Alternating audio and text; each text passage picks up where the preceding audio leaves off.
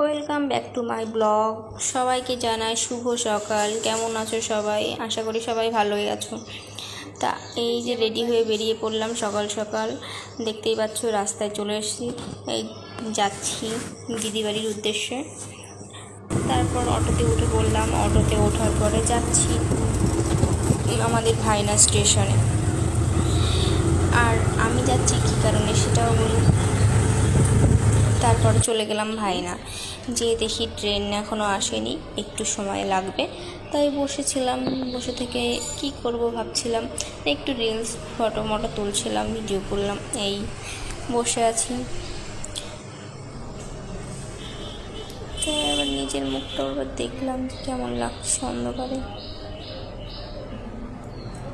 যা লাগছে। তারপরে দেখলাম একটা বাচ্চা দৌড়িয়ে আসছে, যাচ্ছে, খেলা করছিল, খুব সুন্দর লাগছিল, ছোট্ট বাচ্চা।